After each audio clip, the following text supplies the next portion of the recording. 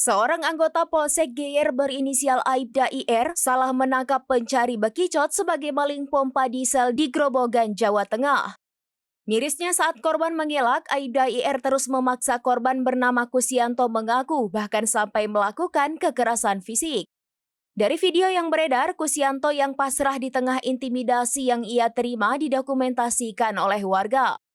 Kusianto yang duduk di kursi dengan kedua tangannya terikat di belakang itu diinterogasi oleh IR yang berdiri di hadapannya. Leher Kusianto lantas dicekik dan dicengkram IR menggunakan tangan kanannya hingga wajahnya mendongak ke atas.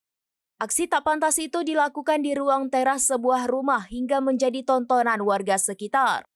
Bahkan dalam video tersebut, Aibda IR mengatakan tidak masalah jika harus membunuh korban.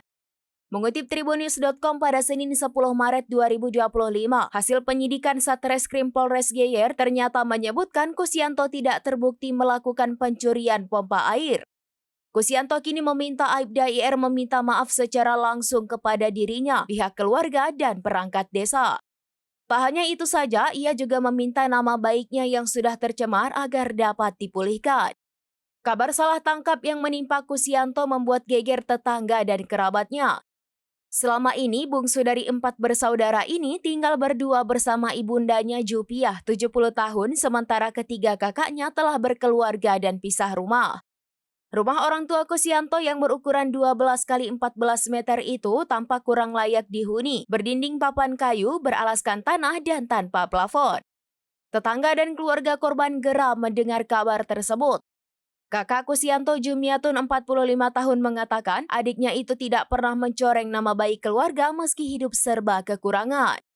Di sisi lain, Kasih Humas Polres Grobogan AKP Danang Esanto mengatakan kepolisian masih mendalami kasus dugaan salah tangkap tersebut, di mana dalam kasus itu melibatkan Aibda IR yang merupakan anggota Polsek Geyer.